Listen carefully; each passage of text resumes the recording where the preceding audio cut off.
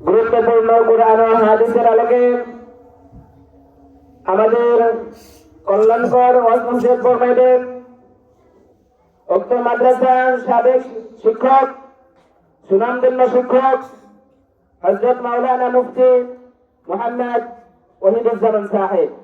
হযরত মাওলানা মুফতি মুহাম্মদ ওয়াহিদুজ্জামান সাহেব, আমি হযরতকে তার মূল্যবান নসিহত ফরমানোর জন্য অনুরোধ করছি।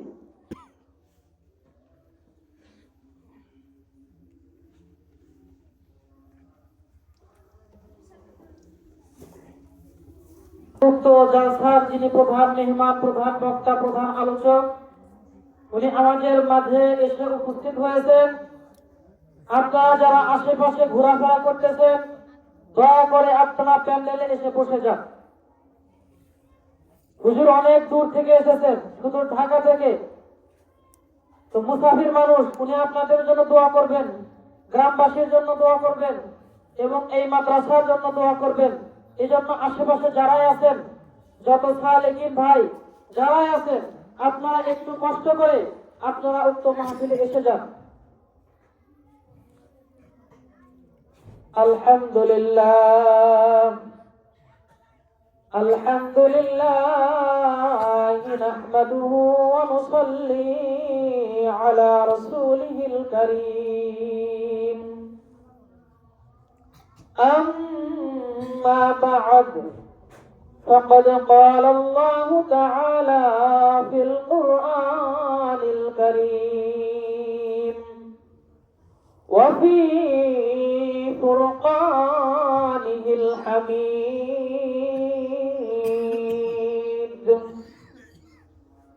أعوذ بالله من الشيطان الرجيم. بسم الله الرحمن الرحيم. لقد خلقنا الإنسان في أحسن تقويم ثم رددناه أسفل سافلين إلا الذين آمنوا وعملوا الصالحات فلهم أجر غير ممنون. صدق الله العلي العظيم. ونحن على ذلك لمن الشاهدين والشاكرين والحمد لله رب العالمين. وقال تعالى في مقام آخر: بسم الله الرحمن الرحيم. إن الله وملائكته يصلون على النبي يا أيها الذين آمنوا صلوا عليه وسلموا تسليما. صدق الله العظيم. আমরা সবাই একবার দরুদ ইব্রাহিম পড়ি। اللهم صل على محمد وعلى آل محمد كما صليت على إبراهيم وعلى آل إبراهيم إنك حميد مجيد. اللهم بارك على محمد وعلى آل محمد كما باركت على إبراهيم وعلى آل إبراهيم إنك حميد مجيد. الحمد لله. আল্লাহ পাক রব্বুল আলামিনের অসংখ্য অগণিত প্রশংসা, যে মহান রব্বুল আলামিন আমাদেরকে এই জান্নাতের বাগান, নবীজির ঘর, মসজিদ, মাদ্রাসা, আলেম ওলামার মজলিসে আল্লাহ পাক রব্বুল আলামিন আমাদেরকে এনেছেন। আমরা এই জন্য সবাই জোরে সুরে পড়ি আলহামদুলিল্লাহ। আরো জোরে পড়ি আলহামদুলিল্লাহ। লক্ষ কোটি দরুদ বর্ষিত হোক আমাদের সেই মহানবীর প্রতি, যাকে আল্লাহ পাক রব্বুল আলামিন আমাদের জন্য রহমত হিসাবে পাঠিয়েছেন। আমরা সেই নবীর প্রতি আবার দরুদ পড়ি সাল্লাল্লাহু আলাইহি ওয়াসাল্লাম। হাটগোরজান জান্নাতুল মাহওয়া হাফিজিয়া কওমিয়া মহিলা মাদ্রাসার উন্নতি গল্পে বাৎসরিক ওয়াজ ও দোয়ার মাহফিল। তো আল্লাহ পাক রব্বুল আলামিন আমাদেরকে পছন্দ করেছেন বিধায় আমাদেরকে এখানে আসার তৌফিক দান করেছেন, নাকি বলেন সবাই? এখানে কিন্তু আমাদের এই সমাজে অনেক মানুষ আছে, সবাইকে আল্লাহ পাক এই মাহফিল শোনার জন্য, এই মাহফিলে বসার জন্য তৌফিক আল্লাহ পাক দেন নাই। এক কবি বলেন, ই সাআদত বাজুরে বাজুনিত তানা বখশদ খোদায়ে বখশন্দা। এক কবি বলেন, এই সৌভাগ্যটা, আল্লাহর কাজ করার সৌভাগ্যটা, যিনি কাজ করার সৌভাগ্যটা আল্লাহ পাক সবাইকে দান করে না। আল্লাহ পাক যাকে ভালোবাসেন তাকে এই কাজ করার সৌভাগ্যটা দান করে। এর দ্বারা আমরা কি বুঝতে পারি যে আল্লাহ পাক আমাদেরকে ভালোবাসতেন? আমরা মাগরিবের পরে অনেকে জিকির আজকার করেছি, আমরা কি বুঝতে পারি? আল্লাহ পাক আমাদেরকে ভালোবাসতেন বিদায় জিকির আজকার করার তৌফিক দান করেছেন, নাকি বলেন সবাই? সবাইকে আল্লাহ পাক ভালোবাসেন নাই, সবাইকে কিন্তু আল্লাহ পাক জান্নাত দিবেন না। যাদেরকে ভালোবাসবেন তাদেরকে জান্নাত দিবেন, যাদেরকে ভালোবাসবেন তাদেরকে দ্বীনের কাজ করার তৌফিক দান করবেন, ঠিক না? আল্লাহ পাক রব্বুল আলামিন, আমরা এখানে কিন্তু অনেক কম সংখ্যক লোক আছি, আশেপাশে ঘোরাফেরা যারা করতেছে তারাই কিন্তু বেশি। এর মানে আফসোস করার কোনো কারণ নাই। আশেপাশে যারা লোক আছে আল্লাহ পাক রব্বুল আলামিন তাদেরকে পছন্দ করেন নাই, আমাদেরকে পছন্দ করেছেন। এজন্য আল্লাহ পাক রব্বুল আলামিন তার দ্বীনি মজলিসে বসার তৌফিক দান করেছেন। আল্লাহু আকবার। আমাদেরকে ভালোবাসছেন এজন্য আমরা বসছি। আমাদের এটা মনে করা যাবে না আমরা মাত্র কয়েকজন, বাহিরে তো অনেক মানুষ, এটা আমরা মনে করব না।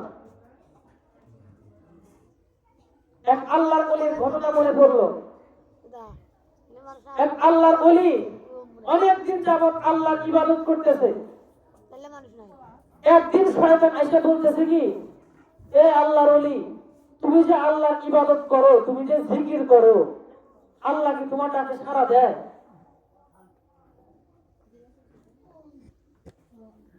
এই কথা বলার পরে শয়তান যখন তাকে এই কথা বলল, সেই লোকটা চিন্তা করে, কতদিন আমার মাওলার জিকির করলাম, কোনদিন তো সাড়া পাইলাম না, আল্লাহ কবুল করছে কিনা তা তো বুঝলাম না।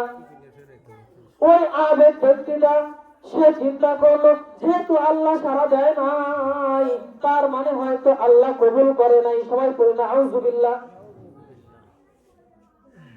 এরপরে ওই আবেগ লোকটা চিন্তা করলো, যেহেতু আল্লাহ সাড়া দেয় নাই, অতএব আমি আর জিকির করব না। কয়েকদিন জিকির বন্ধ করে রাখলো। কয়েকদিন জিকির বন্ধ করে রাখার পর একদিন রাত্রিতে ওই লোকটা স্বপ্ন দেখলো। স্বপ্নে এসে একটা লোক বলতেছে, ওই আল্লাহর আবেগ, ওই আল্লাহর বলি, তুই কেন জিকির বন্ধ করলি? আল্লাহু আকবার। ওই আল্লাহর ওলি বলতেছে, আমি তো আল্লাহর অনেক জিকির করেছি, কিন্তু কোনদিন যেহেতু সাড়া পাই নাই, আল্লাহর পক্ষ থেকে আমি জিকিরের জবাব পাই নাই, এজন্য জবাব বন্ধ করেছি। আমি মনে করেছি আমার জিকির কবুল হইল কি হইল না। তখন ওই আগন্তুক লোক স্বপ্নে দেখা ওই লোক বলতেছে, ওই বোকা, ওই নির্বোধ, তুই কেন জিকির বন্ধ করলি? আল্লাহ পাক রব্বুল আলামিন তোকে একবার যে জিকির করার তৌফিক দান করেছেন, তুই একবার যখন আল্লাহ বলে ডাক দিছিস, বলছিস আল্লাহ, একবার যখন তুই এই কথা বলছিস, তারপরের বার যখন তুই আল্লাহ বলার তৌফিক পাইছিস, তার মানে হলো তোর আগের জিকির আল্লাহ কবুল করেছে। আল্লাহু আকবার। তার মানে কি? তুই যতবার জিকির করেছিস তুই মনে করেছিস আল্লাহ কেন সাড়া দেয় না? আল্লাহ সাড়া দেয়। আল্লাহ তোর জিকিরকে কবুল করেছেন, এজন্য তোকে একবার জিকিরের পর আবার জিকিরের তৌফিক দান। আল্লাহু আকবার। এজন্য আমরা এটা মনে করব না আমরা এত কম লোক কেন, এটা মনে করব না। আমরা কম হই আর বেশি হই, আল্লাহ আমাদেরকে পছন্দ করেছেন, আল্লাহ আমাকে ভালোবেসেছেন, এজন্যই আমাকে এখানে বসার সুযোগ করে দিয়েছেন। এটা আল্লাহর পছন্দের বিষয়। এজন্য আমরা এখনো যারা ঘোরাফেরা করতেছি, আমরা একটু কষ্ট করে এই মজলিসে আসি। আজকে এই মজলিস আছে, কালকে কি থাকবে না? এই মজলিসে যে আমরা যে আসি, এমন হতে পারে আল্লাহর ডাক কারো উপর আসতে পারে, আজরাইল কারো কাছে উপস্থিত হতে পারে। আমি যে এই অবস্থাতে আছি, এই অবস্থায় যদি আমি মারা যাই, এই অবস্থায় যদি আজরাইল আমার কাছে আসে, আসতে পারে না?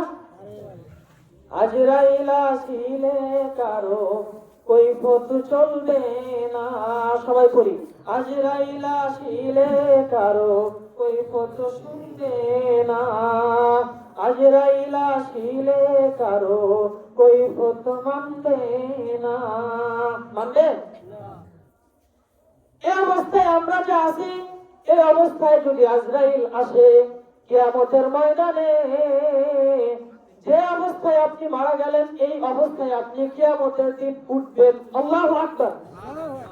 আল্লাহ যখন দেখবে আমার এই বান্দা দিনের আলোচনা শুনতে শুনতে মারা গেছে, টুপি অবস্থায় মারা গেছে, নবীর সুন্নত জুব্বামর অবস্থায় মারা গেছে, আল্লাহ পাক বলবেন, ওই আমার বান্দা, তোমার কোনো হিসাব দেওয়া লাগবে না, তুমি সোজা জান্নাতে চলে যাও। এজন্য আমরা এখনো যারা বাইরে আছি, আমরা একটু প্যান্ডেলের দিকে আসে যাই। যে আয়াতখানা পড়েছি, এই আয়াতের আলোকে আমি কিছু আলোচনা করব, আপনারা শেষ পর্যন্ত থাকবেন তো ইনশাআল্লাহ? আমার পরে হুজুর আছেন, হুজুর অনেক দূর থেকে এসেছেন, আপনাদেরকে মুহাব্বত করেন বিধায় এখানে এসেছেন। ঢাকা থেকে এই চরে কি কেউ আসতে চায়? আসতে চায় না, কিন্তু হুজুর আপনাদেরকে ভালোবাসেন, এই মাদ্রাসাকে ভালোবাসেন, এই মাদ্রাসার প্রতিষ্ঠাতা পরিচালক সবাইকে ভালোবাসেন, অন্তর দিয়ে মুহাব্বত করেন, এজন্যই এসেছেন। এজন্য আপনারা কেউ উঠবেন না, মনে থাকবে ইনশাআল্লাহ। তো যে আয়াত পড়েছি, ওই আয়াতের আলোকে একটু আমরা কথা শুনি। আমি যে আয়াত পড়েছি সূরা 3 থেকে, আমরা সবাই এই সূরা পারি, আমরা সবাই এই সূরা জানি। আল্লাহ পাক রব্বুল আলামিন বলেন, ওয়াত-তিনি ওয়াজ-যাইতুন ওয়া তুরি সিনিন ওয়া হাযাল বালাদিল আমিন লাকাদ খালাকনাল ইনসানা ফি আহসানি তাকওয়িম। যে আয়াতখানা পড়েছি, আল্লাহ পাক রব্বুল আলামিন বলেন, প্রথম অংশে আল্লাহ পাক রব্বুল আলামিন কসম খাইছেন, শেষের অংশে আল্লাহ পাক রব্বুল আলামিন বলেন, লাকাদ খালাকনাল ইনসানা ফি আহসানি তাকওয়িম। আল্লাহ পাক রব্বুল আলামিন বলেন, আমি অবশ্যই আমি আমার বান্দাদেরকে সুন্দর আকৃতি দিয়ে, উত্তম আকৃতি দিয়ে আমি আমার বান্দাকে সৃষ্টি করেছি।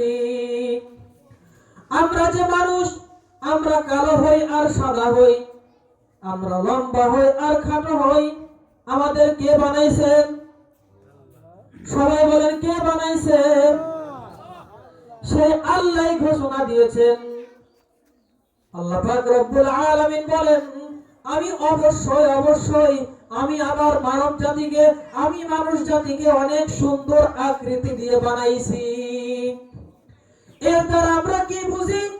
যে মানুষ সে অবশ্যই সুন্দর। একজন যদি কালো হয়, সে কি অসুন্দর? না, সে সুন্দর। একজন যদি ফর্সা হয়, সে কি অসুন্দর? না, সেও সুন্দর।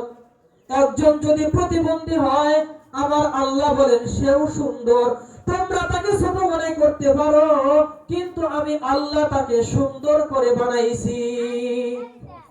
একজন মানুষ কালো হইলে, একটা মেয়ে যখন কালো হয় তার সহজে বিয়ে হতে চায় না। পাত্রপক্ষ আসে, এসে যখন দেখে কালো, এক পাও পিছায়, ঠিক না? অথচ আমার আল্লাহ বলেন, তুমি যাকে কালো মনে করো সে আসলে কালো না, আমি আল্লাহ তাকে সুন্দর করে বানাইছি। একটা মেয়ে যখন খাটো হয় তার সহজে বিয়ে হতে চায় না, পাত্রপক্ষ আসে, দেখে, ঘুরে যায়, ঠিক না? আল্লাহ পাক রব্বুল আলামিন বলতেছে, ওহে বান্দা, তোমার কাছে খাটো হইতে পারে, কিন্তু আমি মুহাব্বত করে বানাইছি, আমি তাকে সুন্দর করেই বানাইছি। তোমার কাছে খুব মনে হইতে পারে, আমি আল্লাহর কাছে খুব না, আমি আল্লাহ তাকেও সুন্দর করে বানাইছি। একজন মেয়ে যখন স্বাস্থ্যবান হয় তার বিয়ে হতে চায় না, তাই না? পাত্রপক্ষ আসে, দেখে, আবার ঘুরে যায়। আল্লাহ পাক রব্বুল আলামিন স্পষ্ট ঘোষণা দিয়ে দিয়েছেন, তোমরা তাকে মোটা বলতে পারো, তোমরা তাকে যা তা বলতে পারো, কিন্তু আমি আল্লাহ তাকে সুন্দর করে বানাইছি। আল্লাহু আকবার। তাহলে আমরা কি সুন্দর না অসুন্দর? সুন্দর। আমরা যা কিছু দেখি, যত মানুষ আমরা দেখি, সব মানুষ সুন্দর। আর এই সৌন্দর্যটাকে আমাদের ধরে রাখতে হবে। চেহারা যেমনই হোক না কেন, সবাই সুন্দর, কিন্তু যার আমল যত বেশি হবে, যে আল্লাহর নৈকট্য যত অর্জন করবে, আল্লাহ পাক রব্বুল আলামিন তাকে তত বেশি দামি বানায় দিবেন। হযরত বেলাল হাবশীর কথা আপনারা শুনেছেন? শুনেছেন আপনারা? সবাই একটু এদিকে খেয়াল করেন। হযরত বেলাল হাবশী রাদিয়াল্লাহু তাআলা আনহু, উনি কিন্তু দেখতে খুব বেশি সুন্দর ছিলেন না। নবীজি সাল্লাল্লাহু আলাইহি ওয়াসাল্লাম মেরাজে গেলেন। মেরাজে যাওয়ার পর নবীজি সাল্লাল্লাহু আলাইহি ওয়াসাল্লাম হযরত বিলালের জুতার ধ্বনি সেই জান্নাতে শুনতে পাইলেন। আল্লাহু আকবার। নবীজি সাল্লাল্লাহু আলাইহি ওয়াসাল্লাম মিরাজ থেকে ফিরে আসলেন, বললেন, ওহে বিলাল, আমি যখন জান্নাতে গেলাম তোমার পায়ের ধ্বনি শব্দ পাইলাম। তুমি এমন কি আমল করো যে আমলের কারণে আমি তোমার পায়ের শব্দ, তোমার জুতার শব্দ আমি জান্নাতে শুনেছি। হযরত বেলাল বলেন, ও আল্লাহর রাসূল, আমি তেমন কোন আমল করি না, আমি তেমন গ্রহণযোগ্য কোন আমল করি না, কিন্তু আমি যখন ওযু করি তখন আমি নামাজ পড়ি, হয়তো এই কারণে আল্লাহ আমাকে এই সৌভাগ্যটা দিয়েছে। হযরত বিলাল কালো ছিলেন কিন্তু সৌভাগ্যবান ছিলেন। আবু জেহেল সুন্দর ছিল কিন্তু দুর্ভাগ্যবান ছিল। মানুষের চেহারা সুন্দর আর অসুন্দরে নয়, যার আমল সুন্দর, যে আল্লাহর যত নৈকট্য প্রাপ্ত হতে পারবে, সে আল্লাহর কাছে তত দামি হবে। অনেক আল্লাহর বান্দারা যখন জিকির করে, যখন আল্লাহকে ডাকে, আল্লাহ আল্লাহ আল্লাহ আল্লাহ, আমরা সব আল্লাহকে ডাকি আল্লাহ আল্লাহ আল্লাহ আল্লাহ আল্লাহ আল্লাহ আল্লাহ আল্লাহ আল্লাহ আল্লাহ আল্লাহ আল্লাহ, আল্লাহর জিকির করে যারা, আল্লাহর পিয়ারা হয় তাহারা, আল্লাহর জিকির করে যারা, আল্লাহর পিয়ারা হয় তাহারা, আল্লাহ আল্লাহ আল্লাহ আল্লাহ। আল্লাহর বান্দারা যখন আল্লাহর জিকির করে, ওই সময় আল্লাহ পাক ফেরেশতাদেরকে ডাক দিয়ে বলে, এই ফেরেশতারা, তোরা বলেছিলি আল্লাহ আপনি মানুষ বানায়েন না, মানুষ দুনিয়ার মধ্যে ফিতনা সৃষ্টি করবে, খুনাখুনি করবে, রক্তারক্তি করবে। ওই ফেরেশতা দেখ আমার বান্দা আমার জিকির করে। আল্লাহু আকবার। আল্লাহ পাক রব্বুল আলামিন, আমরা অনেকেই জিকির করেছি, ঠিক না? আমরা অনেকেই জিকির করেছি। আমরা যারা জিকির করেছি, আমাদেরকে নিয়ে আল্লাহ পাক রব্বুল আলামিন ফেরেশতাদের সামনে গৌরব করেছেন। আল্লাহু আকবার। এজন্য মানুষের আসল সৌন্দর্য হলো আমলে। যে আল্লাহর যত জিকির করবে, যে আল্লাহর যত ইবাদত করবে, সে আল্লাহর তত নৈকট্য হবে। আমরা সবাই সুন্দর, কিন্তু এই সৌন্দর্যটাকে যদি আমরা ধরে রাখতে চাই, তাহলে আল্লাহর ইবাদত করতে হবে। আর যদি আল্লাহর ইবাদত যদি আমরা না করি, তাহলে আমাদের এই সৌন্দর্যটা থাকবে না। আমরা যদি আল্লাহর ইবাদত যদি না করি, আল্লাহর দাসত্ব যদি না করি, আমাদের এই সৌন্দর্যটা নষ্ট হয়ে যাবে। আল্লাহ পাক রব্বুল আলামিন যেহেতু আমাদেরকে সুন্দর করে বানাইছেন, তার মানে আমাদেরকে আল্লাহ পাক রব্বুল আলামিন আমাদের জন্য জান্নাত বাজেট করে দিয়েছেন। আমাদের এক উস্তাদে মুহতারাম মাওলানা সাআদত হুসাইন সাহেব দামাত বারাকাতুহুম, একদিন হুজুর বলতেছেন, আমি অনেক কিতাব পড়েছি, তার মধ্যে একটা কিতাবের মধ্যে পাইছি আল্লাহ পাক রব্বুল আলামিন যত বান্দা বানাইছেন, প্রত্যেক বান্দাদের জন্য একটা করে জান্নাত বানাইছেন। সুবহানাল্লাহ। আমি বললাম, হুজুর, সবার জন্য যদি জান্নাত বানায়, তাহলে ফিরাউন, সে তো আল্লাহ নাফরমানির মধ্যে নাফরমানি করেছে, অভিশপ্ত হয়েছে, তার জন্য কি আল্লাহ জান্নাত বানাইছে? হুজুর বললেন, ফিরাউনের জন্য আল্লাহ জান্নাত বানাইছিলেন। নমরুদ কাফের, তার জন্য জান্নাত বানাইছিলেন। আবু লাহাব, আবু জেহেল, উতবা, শাইবা, ওয়ালিদ ইবনে মুগীরা, যত কাফের, যত অমুসলিম, যত মুসলিম, যত যা কিছু আমরা দেখি, প্রত্যেকের জন্য আল্লাহ একটা একটা করে জান্নাত বানাইছেন। তো আমি প্রশ্ন করলাম, হুজুর, তো সবার জন্যই তো জান্নাত বানাইছে, আপনি কি কিতাবের মধ্যে এটাও পড়েছেন যারা অমুসলমান, যারা কাফের অবস্থায় মারা যাবে, তারা তো জাহান্নামে যাবে, তাহলে তাদের জান্নাতটা কোথায় থাকবে? ওই উস্তাদ বললেন, আমি এটাও কিতাবের মধ্যে পড়েছি, যারা জাহান্নামে যাবে তাদের জন্য যে জান্নাত বানাইছিলেন, ওই জান্নাতগুলোকে আল্লাহ পাক যারা জান্নাতে যাবে তাদের মধ্যে বন্টন করে দিবে। তো আমি বললাম, তাহলে হুজুর, আল্লাহ পাক এত জান্নাত কেন বানাইলেন? হুজুর তখন বললেন, আল্লাহ পাক চান না তার কোন বান্দা জাহান্নামে যাক, আল্লাহ পাক রব্বুল আলামিন চান তার প্রত্যেকটা বান্দাই জান্নাতে যাক, এজন্য আল্লাহ প্রত্যেকের জন্যই জান্নাত বানাইছে। এই মর্মে আমি হুজুরের কাছ থেকে একটা ঘটনা শুনলাম, সবাই একটু এদিক মনোযোগ দিয়ে শুনেন। হযরত নূহ আলাইহিস সালামের ঘটনা। হযরত নূহ আলাইহিস সালাম 950 বছর তার উম্মতকে দ্বীনের দাওয়াত দিয়েছেন, ইসলামের দাওয়াত দিয়েছেন। এত বছর মেহনতের ফল হিসাবে মাত্র 40 জন মানুষ মুসলমান হয়েছে। কয়জন? 40 জন।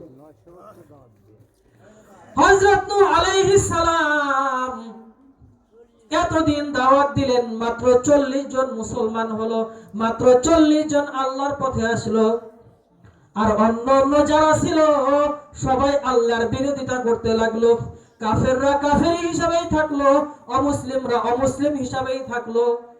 হযরত নূহ আলাইহিস সালাম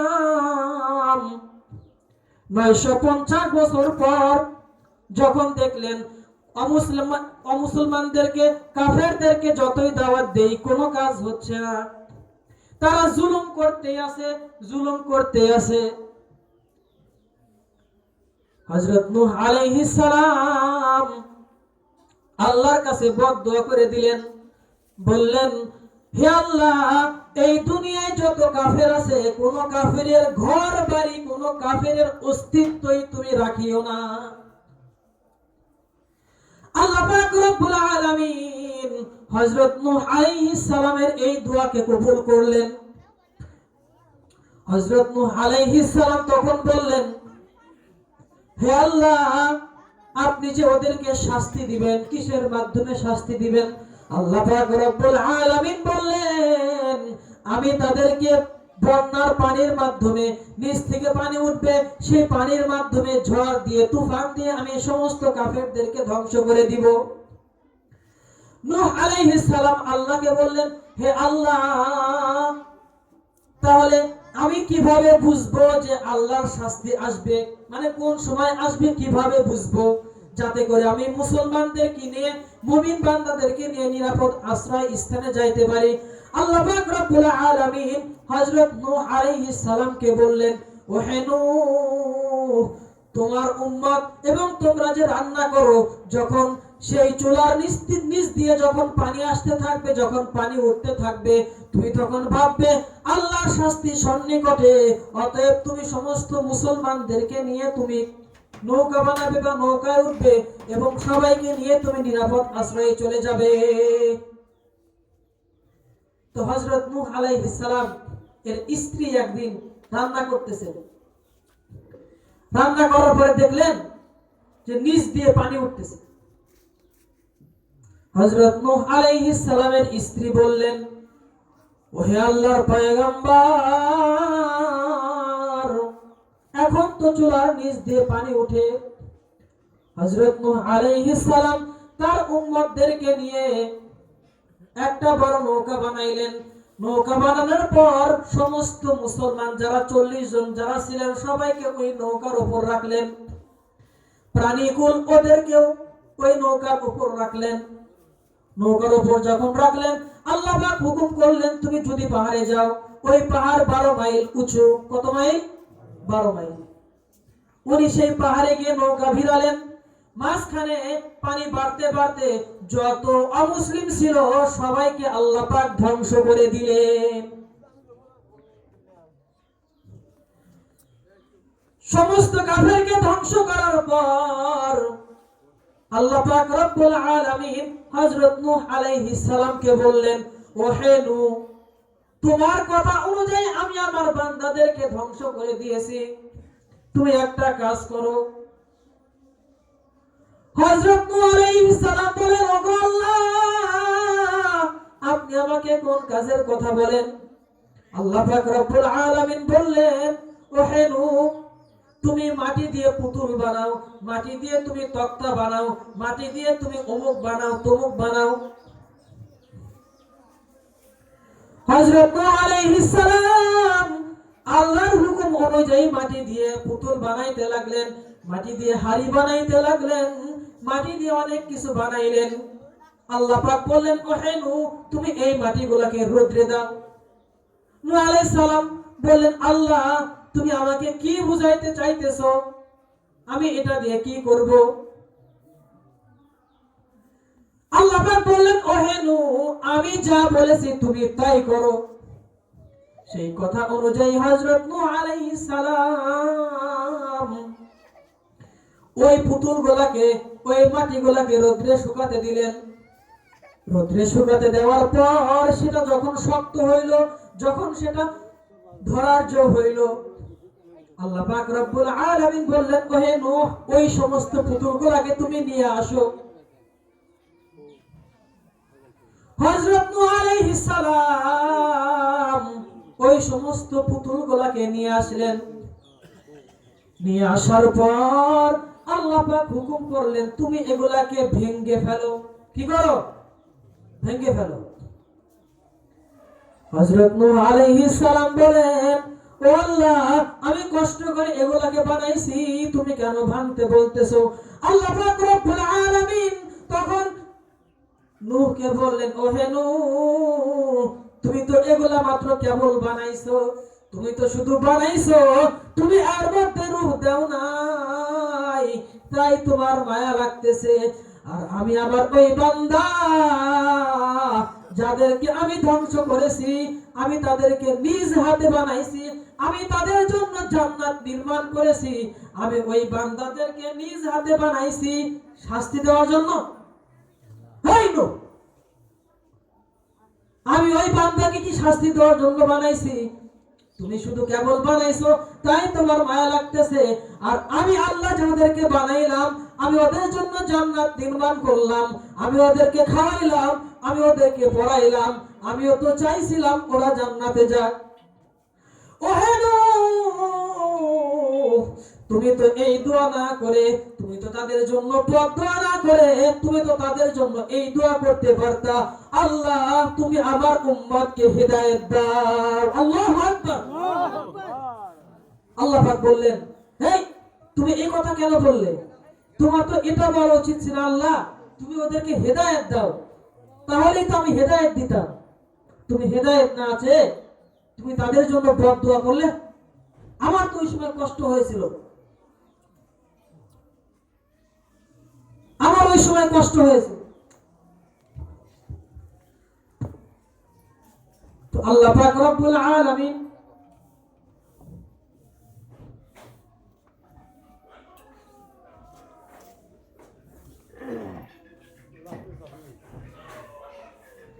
যে কথা বলতেছিলাম, আল্লাহ পাক রব্বুল আলামিন চান তার প্রত্যেক বান্দাই আল্লাহর কাছে ক্ষমা পাক।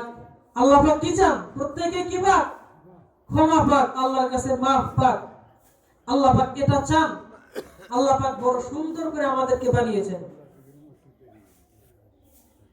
সুম্মা রাদাদনাহু আসফালা সাফিলিন।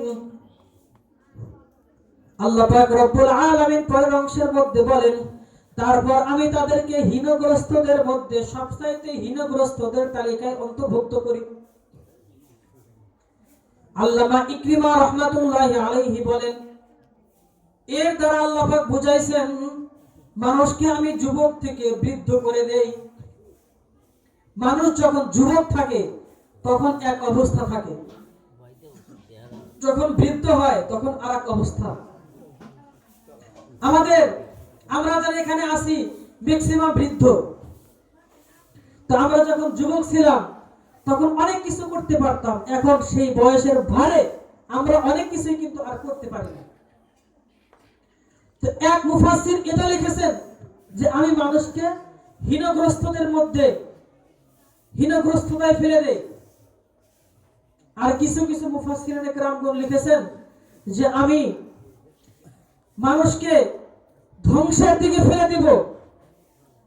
কিন্তু কিছু মানুষ বাদে যারা ধ্বংসের মধ্যে পড়বে না তাদের কথা পরের অংশের মধ্যে আল্লাহ পাক বলেন, ইল্লাল্লাযীনা আমানু ওয়া আমিলুস সালিহাত, কিন্তু যারা ঈমান এনেছে এবং নেক আমল করেছে এরা হীনগ্রস্তদের মধ্যে পড়বে না, এরা নিচুগ্রস্তদের মধ্যে পড়বে না। আল্লাহ পাক রব্বুল আলামিন নিয়ামতের মাধ্যমে জান্নাতের মাধ্যমে তাদেরকে পুরস্কৃত করবেন। সুবহানাল্লাহ। ইল্লাল্লাযীনা আমানু ওয়া আমিলুস সালিহাতি ফালাহুম আজরুন গায়রু মামনুন, কিন্তু যারা ঈমান এনেছে আর যারা নেক আমল করেছে এদের জন্য যে পুরস্কার থাকবে সেই পুরস্কার কখনোই বিচ্ছিন্ন হবে না। আমরা যারা ঈমান এনেছি বা আমরা যারা আমল করি, আমরা যখন জান্নাতে যাব ওই জান্নাত আর কোনোদিন বিচ্ছিন্ন হবে না। ওই জান্নাত আমাদের কাছে আমরা যে পাবো ওটা কোনোদিন ছিন্ন হবে না। দুনিয়ায় আমরা এক সময় যুবক আছি, আবার আরেক সময় বৃদ্ধ হয়ে যাব, কিন্তু জান্নাতে যারা যাবে এরা কখনোই বৃদ্ধ হবে না। সুবহানাল্লাহ। নবীজি সাল্লাল্লাহু আলাইহি ওয়াসাল্লাম একবার জান্নাতের আলোচনা করতেছেন।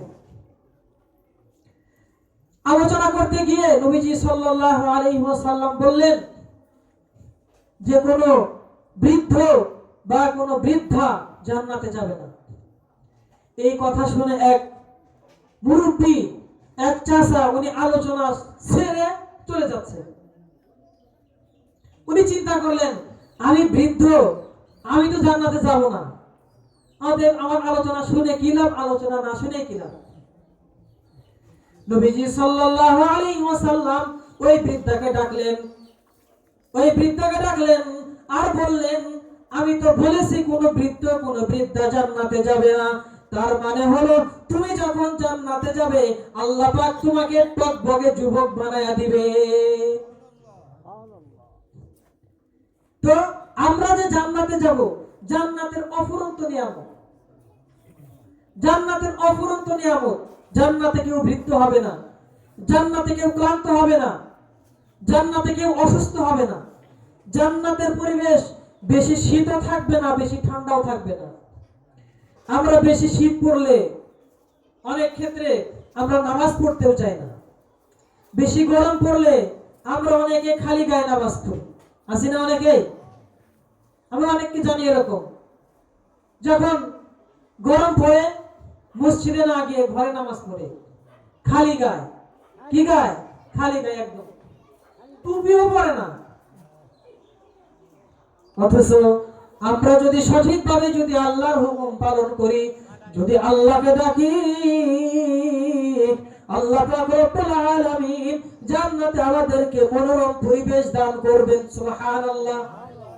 হাদিসের ভাষায় জান্নাতে যে পরিবেশটা থাকবে, সেই পরিবেশটা হলো বেশি রৌদ্র থাকবে না, আবার বেশি ছায়াও থাকবে না, মিডিয়াম। দেখবেন বৃষ্টি আসার আগে কিন্তু দিনের অবস্থা কেমন হয়? শীতল বাতাস বয়, ঠিক না? ওই আবহাওয়া থাকবে জান্নাতে। জান্নাতে যারা যাবে তারা কোনোদিন জান্নাত থেকে বের হতে চাইবে না। আর জান্নাতের মধ্যে আল্লাহ পাক রব্বুল আলামিন সবচাইতে বড় নিয়ামত যেটা দান করবেন, সেটা হলো আল্লাহ পাকের দিদার নসিব হয়ে যাবে। আল্লাহু আকবার। আমরা আল্লাহকে না দেখে ইবাদত করি। আমরা কি আল্লাহকে দেখছি? না দেখে ইবাদত করি। আল্লাহ পাকের ইবাদত করতে করতে ঈমান নিয়ে যদি আমরা মরতে পারি, আল্লাহ পাক রব্বুল আলামিন জান্নাতে সভা ডাকবেন।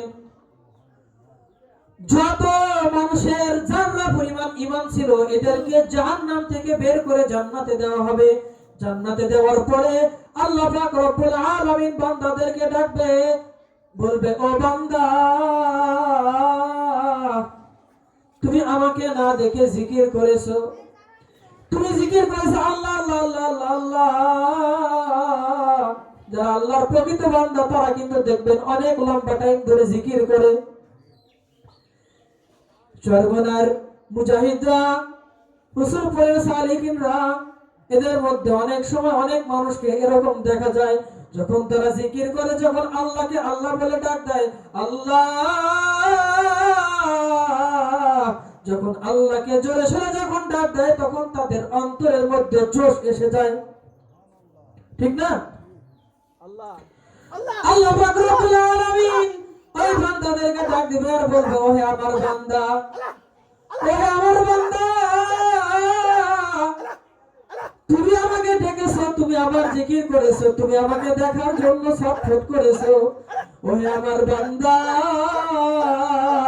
তুমি আমাকে দেখতে পারো নাই, কিন্তু আজকে সেই সময় হয়েছে, আজকে সেই সময় হয়েছে, আমার মনের পর্দা খুলে দিলাম, তুমি আমাকে দেখতে থাকো। আল্লাহু আকবার। जन्नत दो जुख से अरब क्या करो, आरज़ू है मैं तुझे देखा करो। আল্লাহ যারা প্রিয় বান্দা, আল্লাহ যারা আশিক, এরা যখন জান্নাতে থাকবে, জান্নাতে থাকার পরেও তাদের আফসোস থাকবে। সেটা কি আফসোস? তারা যে পর্যন্ত আল্লাহকে না দেখবে, ততক্ষণ পর্যন্ত তার মনের মধ্যে আফসোস হতেই থাকবে। আল্লাহ পাক রব্বুল আলামিন সেই দিন তার নূরের সমস্ত তাজাল্লি খুলে দিবেন, আর বান্দাকে বলবে, ও বান্দা, তুমি নামাজ পড়ছো আমাকে সন্তুষ্ট করার জন্য, কিন্তু আমাকে তো দেখো নাই। তুমি নামাজের মধ্যে শান্তি পাইছো আমাকে সন্তুষ্ট করার জন্য, আমাকে তো দেখো নাই। আজকে তোমার সমস্ত হাওয়াস পূরণ হবে, তুমি আমাকে দেখবে। জান্নাতি বান্দারা যখন আল্লাহকে যখন দেখবে, তাদের আর কোনো আফসোস থাকবে না। আল্লাহু আকবার। আল্লাহর প্রকৃত বান্দারা যখন সেদিন আল্লাহকে দেখবে, তো তাদের কোনো আফসোস আর থাকবে না। আমরা দুনিয়ায় যারা আছি, আমাদের আফসোস আছে না? আছে। যার বেশি সম্পদ, যার বেশি ধন, আপনি তাকে যদি বলেন যে তোমার কি কোনো কষ্ট আছে, সে বলবে আমারই কষ্ট বেশি। আপনি যদি বলেন তোমার কিসের কষ্ট, সেই বান্দা বলবে আমার আরো টাকা পয়সা লাগবে। নাকি বলেন, ঠিক না? যে গরিব, আপনি তাকে গিয়ে বললেন যে তোমার কি কোনো কষ্ট আছে, সে বলবে হ্যাঁ আছে। কি কষ্ট? ঠিক মতো খাইতে পারি না, পড়তে পারি না, ঘুরতে পারি না, আরামের বিছানায় শুইতে পারি না, আফসোস আছে। নামাজি ব্যক্তি, তাদের মধ্যে আফসোস আছে। আল্লাহর মাসুক, তাদের মধ্যে একটা আফসোস আছে, সেটা হলো কেন আমি দুনিয়ায় আল্লাহকে দেখতে পারি না। এক আল্লাহর ওলির ঘটনা বলতে চাই। জান্নাতে যে মানুষ আফসোস শেষ হবে কখন, যখন আল্লাহকে দেখবে। এক আল্লাহর ওলির ঘটনা পড়লাম সেই দিন। এক আল্লাহর ওলি অনেক নেক আমল করেছে, আল্লাহর সন্তুষ্টির জন্য অনেক কিছু করেছে। আল্লাহ পাক রব্বুল আলামিন এক ফেরেশতাকে ডাক দিয়ে বলবেন, ওহে ফেরেশতা, আমার এই বান্দা অনেক কষ্ট করে জান্নাতকে কামাই করেছে, তুমি এই বান্দার সামনে জান্নাতকে তুলে ধরো। ফেরেশতা কথা অনুযায়ী ওই আল্লাহর ওলির সামনে জান্নাতকে তুলে ধরলেন। ওই আল্লাহর ওলি তখন বললেন, ওহে ফেরেশতা, আমি জান্নাতে যাওয়ার জন্য আল্লাহর ইবাদত করি নাই, আমি জাহান্নাম থেকে বাঁচার জন্য আমি ইবাদত করি নাই। ফেরেশতা বললেন, তুমি কেন ইবাদত করেছো? তখন ওই আল্লাহর ওলি বলতেছে, আমি ইবাদত করেছি একমাত্র আল্লাহর জন্য। আল্লাহু আকবার। ওই ফেরেশতা আল্লাহর কাছে যাবে, আল্লাহর কাছে গিয়ে বলবে, ও আল্লাহ, তোমার বান্দা তো এই কথা বলে। বলবে, আমার বান্দা কি বলে? ওই ফেরেশতা বলবে, সে বলে আমি জান্নাত কামাই করার জন্য তোমার ইবাদত করি নাই, আমি জাহান্নাম থেকে বাঁচার জন্য তোমার ইবাদত করি নাই। ওই বান্দা তখন বলবে, আল্লাহ, আমি ইবাদত করেছি তোমার জন্য, আমি মৃত্যুর সময় তোমাকে দেখতে চাই। আল্লাহ পাক রব্বুল আলামিন তৎক্ষণাৎ ভাবে তার নূরের সমস্ত তাজাল্লিকে খুলে দিবে। साहिल से लगेगा कभी मेरा भी सफीना, साहिल से लगेगा कभी मेरा भी सफीना, कभी शौक से देखेंगे मक्का और मदीना, कभी शौक से देखेंगे मक्का और मदीना, जन्नतों दोज़ख से या रब क्या करो, आरज़ू है मैं तुझे देखा करो।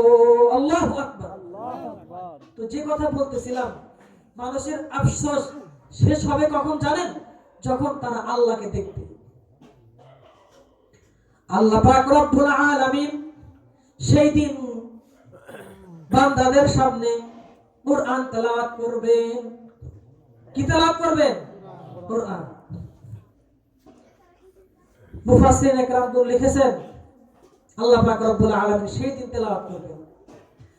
কুরআন তেলাওয়াতে দেখেন, আমাদের পৃথিবীর যারা উল্লেখযোগ্য কারি আছে, ওই কারি সাহেবরা যখন কুরআন তেলাওয়াত করেন, ও মুসলমান সবাই মনোযোগ দিয়ে সে কুরআন তেলাওয়াতকে শুনতে থাকেন।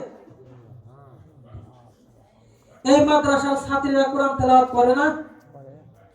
মাদ্রাসার ছাত্রীরা কোরআন তেলাওয়াত করে, মাদ্রাসার ছাত্ররা কোরআন তেলাওয়াত করে। একজন মাদ্রাসার ছাত্র যখন কোরআন তেলাওয়াত করে, কোরআন তেলাওয়াত শোনার জন্য অনেক মানুষ চাতক পাখির মতো চেয়ে থাকে। জনাব কারি আব্দুল বাসিত খান যখন কোরআন তেলাওয়াত করতেন, অনেক রাষ্ট্রনায়কগুলা তার দিকে চেয়ে চেয়ে কোরআন তেলাওয়াত শুনতো। বাংলাদেশের বিখ্যাত ওয়াইজ এবং কারি সাইদুল ইসলাম আসাদ সাহেব যখন কোরআন তেলাওয়াত করেন, মানুষ মনোযোগ দিয়ে চাতক পাখির মতো শুনে। এমনকি আমাদের নবীজি যখন কোরআন তেলাওয়াত করতেন, মুসলমান হোক আর অমুসলমান হোক সবাই নবীজির কোরআন তেলাওয়াতকে শুনতো। শুধু মানুষরাই কোরআন তেলাওয়াত শুনতো না, জিন জাতিরা পর্যন্ত নবীজির কাছে এসে কোরআন তেলাওয়াত শুনতেন। শুধু জিন জাতি নয়, ফেরেশতারাও নবীজির কোরআন তেলাওয়াত শুনতেন। কি সুন্দর কণ্ঠ ছিল নবীজির। কোরআন তেলাওয়াত যেই করুক না কেন, শুনতে কিন্তু সবারটাই সুন্দর শোনা যায়, ঠিক না? একজন মাদ্রাসার ছাত্র যখন এখানে কোরআন তেলাওয়াত করবে, আপনাদের অন্যদিকে চোখই যাবে না। কি মায়াবী পড়াটা কোরআন, কি মায়াবী, কি সুন্দর। এই কোরআনের জন্য সবাই পাগল। তা আমরা যখন জান্নাতে যাব, আল্লাহ পাক রব্বুল আলামিন আমাদেরকে সূরা আর রহমান তেলাওয়াত করে শোনাবেন। আল্লাহু আকবার। আর রহমান আল্লামাল কুরআন খলাকাল ইনসান আল্লামাহুল বায়ান আশ-শামসু ওয়াল কমারু বিহুসবান। আল্লাহু আকবার। তো আল্লাহ পাক আমাদেরকে সেই কোরআন শোনাবেন। এজন্য আসুন আমরা আল্লাহর ইবাদতের দিকে যাই। আল্লাহ পাক কিন্তু চেহারা দেখবেন না। চেহারা দেখে যদি মানুষ হেদায়েত পাইতো, তাহলে বেলাল হাবশী হেদায়েত পাইতো না। আমাদের মধ্যে এখানে এমন ব্যক্তিও আমরা আছি যাদের চেহারা যেমনই হোক না কেন, আমরা এই পরিমাণ আল্লাহর নৈকট্য অর্জন করেছি যে আল্লাহ পাক রব্বুল আলামিন আমাদের জন্য তার দিদারকে বাজেট করে রেখে দিয়েছেন। চেহারার সৌন্দর্যে কোনোদিন মানুষ দিনের পথে আসে না। আল্লাহ পাক কিন্তু চেহারা দেখে পছন্দ করেন না। আমাদের মানব সম্প্রদায় চেহারা দেখে পছন্দ করে। ধরেন আপনাদের সন্তানকে বিয়ে করাবেন, কাজী সাহেবকে দায়িত্ব দিলেন যে আপনি মেয়ে দেখে দিন। কাজী সাহেব একটা মেয়েকে নিয়ে আসলে একটু কালো, আপনি বলবেন সব, তাই না? তাই বেটা কিসের ইয়ে আছে, এ সুন্দরী তো না, কালো দেখা যায়। মানুষের পছন্দের মধ্যে খুঁত থাকতে পারে, মানুষ কালোকে কালো বলতে পারে, কিন্তু আল্লাহর কাছে সাদা কালো কোনো বেশকম নাই। যে যার তাকওয়া, যার মধ্যে আল্লাহর ভীতি যত বেশি, আল্লাহ পাকের নিকট সে তত পছন্দনীয়। সুবহানাল্লাহ। ইন্না আকরামাকুম ইনদাল্লাহি আতকাকুম। আল্লাহ পাক রব্বুল আলামিন বলেন, তোমাদের মধ্যে সেই হলো সবচাইতে দামি যার মধ্যে তাকওয়া বেশি, যার মধ্যে আল্লাহর ভয় বেশি। আল্লাহ পাক রব্বুল আলামিন বলেন, সেই আমার কাছে বেশি দামি। এজন্য আমাদের আমলের চেষ্টা করতে হবে। আল্লাহ আমাদের চেহারা দেখবেন না। কিয়ামতের ময়দানে কি আল্লাহ চেহারা দেখে দেখে জান্নাতে দিবেন? যার আমল ভালো, যে আল্লাহর যত নৈকট্য অর্জন করবে, আল্লাহ পাক রব্বুল আলামিন তাদেরকে জান্নাত দিবেন। আল্লাহ পাক রব্বুল আলামিন তার বান্দাদেরকে যেই হুকুম পালনের কথা বলেছেন, সেই হুকুম যে সঠিকভাবে পালন করবে সেই জান্নাতে যাবে। সে হতে পারে এক চোখ অন্ধ, আল্লাহর হুকুম সে পালন করে, সে আল্লাহর কাছে শ্রেষ্ঠ। আমরা দুনিয়ার বিচারে, আমরা যে বিচার করি দুনিয়াতে, যে আমরা মানুষ দেখি কার লেভেল কতটা উপরে। দুনিয়ার মানুষ আমরা জানি অমুকে বড় লোক, তমুকে বড় লোক, অমুকে মেম্বার, অমুকে চেয়ারম্যান, অমুকে তমুক, তমুকে তমুক, তাই না? কিন্তু আখিরাতের বিচারে আল্লাহর কাছে কে সবচাইতে বেশি প্রিয়, এটা আল্লাহ ছাড়া কেউ কাউকে আল্লাহ জানান না। আল্লাহর দিকে কে বেশি প্রিয়? অনেক মাওলানা, অনেক মুফতি, অনেক মুহাদ্দিস, অনেক মুফাসসির, অনেক কারি, অনেক হাফেজ আল্লাহর কাছে ধরা পড়বে, ঠিক না? আর অনেক মূর্খ মানুষ তেমন শিক্ষা অর্জন করে নাই, কিন্তু আল্লাহকে ভালোবাসে, আল্লাহর কাছে সে অনেক প্রিয়। আমরা চেহারা দেখে